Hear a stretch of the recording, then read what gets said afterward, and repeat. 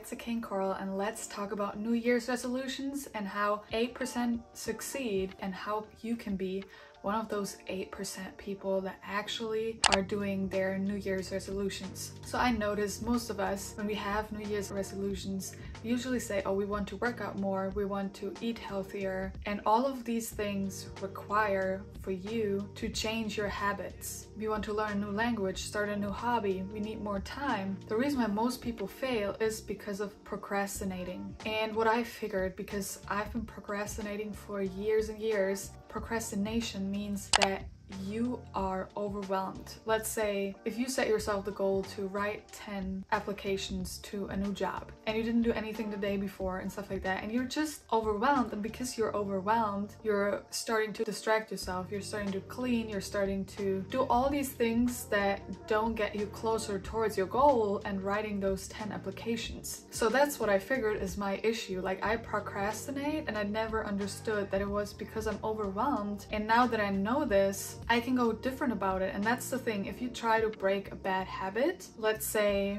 you want to quit smoking, first of all, you need to find out what is triggering it. What makes you want to start smoking? For me, I want to have less screen time on my phone. So it's important to see what's triggering me, what's making me pick up my phone. One thing is notifications. I already turned them off for like all social media kind of content because I want to spend less time on social media. So that's one thing. The other thing is, as soon as, like I said, start procrastinating because I'm overwhelmed from my own goals that I set out for the day, as soon as you feel the urge that's triggering your bad habit, like eating junk food or being too long on your phone, any kind of stuff like that, you need to see what is triggering it. So now that's triggering it, and now you need to do an alternative. Let's say you're drinking alcohol and now you want to smoke a cigarette and you want to quit smoking cigarettes.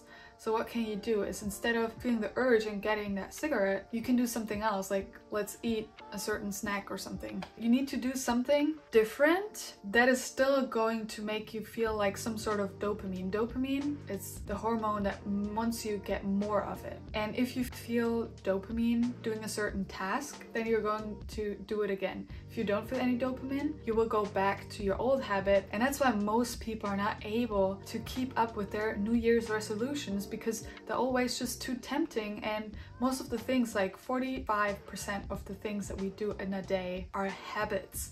We are on autopilot, and that's easier for our brain because that way our brain can focus on other things.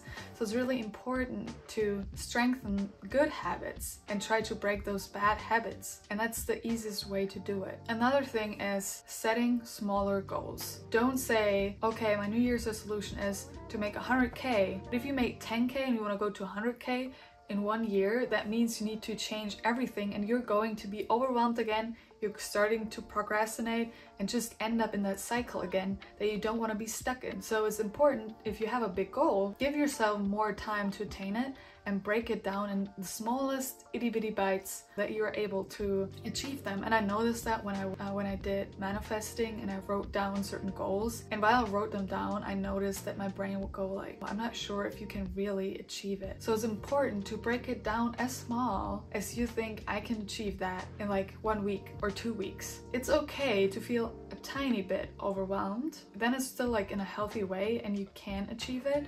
But if you say you want to go from 0 followers to 100,000 in like a week, that's like a very slow chance that you're able to do that. But you're able to do that in maybe a year or 2 years or 10 years. So it's important to break it down into smaller sizes, and these sizes can vary depending on what kind of person you are. If you do it like smaller, you're not going to feel overwhelmed and end up procrastinating. And that's another thing. All these goals that you have and set yourself out, you need to have a bigger motivation than just your goal. Behind every goal needs to be a motivation that's driving you, gives you the drive that you want to do it every day. And that's the thing with YouTube, why most YouTube accounts fail, is because they start highly motivated and then the motivation just goes down because they don't have the vision and that motivation. And that's why it's important if you say like, this year I want to start learning Spanish, and that is your goal, like you need a motivation behind it. It's like, okay, because in 1 year I want to travel South America, and that way I will need to speak Spanish, so I want to be fluent. And that way you already have that motivation that every day that you feel like, oh, I don't want to do my Spanish today, remind yourself, okay, in 1 year I want to travel there and I need to know the language. So that way, just every time you don't feel like doing it, remind yourself, this is my vision, and that's going to give you that drive. Because with no motivation, the goal is pointless and you will not stick to it. And that's the thing, like, it takes so long for a new behavior to become a habit. It takes like 66 days. So it's important to start as small as possible. Start with making your bed in the morning. Continue with having your phone turned off until a certain period of time, and then just stretch it. Go from 1 minute to 2 minutes to 4 minutes to 8 minutes to smaller ways. That way you're going to kill it. You're going to have your dream life in a matter of a couple of years or a couple of years longer, but you will constantly see progress. It might be really small, and sometimes you will have setbacks for sure, but if you have that motivation behind every goal, that's going to drive you through those setbacks, and that will also see the setbacks from a different point of view, from a learning point of view. You're learning and you're getting better, and that just means you're going up. Another thing, I started learning Spanish 2 months ago. I noticed there were some days where I didn't do it, and I noticed immediately the next day that I was lacking that Spanish, where instead of some other days that I would just do it like really like 20 minutes a day or something. It is way more important to do something every day in order to make a habit out of it, instead of saying like, oh, I'm going to do it every second day and I do it twice the duration. It is better to do it in shorter periods, but every day, than doing something once a week for 2 hours straight. It's better to do it 5 minutes a day, and 5 minutes are barely anything out of your day. You will always find 5 minutes to do a new behavior every day to make it a habit. If you want to start doing something, like, start as small as possible. If you want to learn a new language like me with Spanish, don't start with watching Spanish movies that you won't understand anything and just feel frustrated and just quit.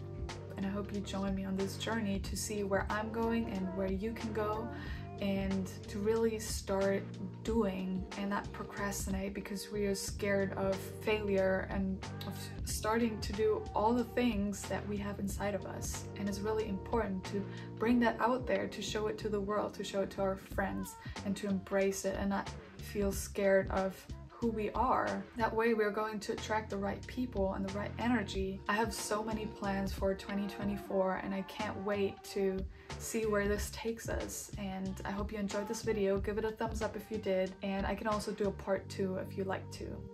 Bye!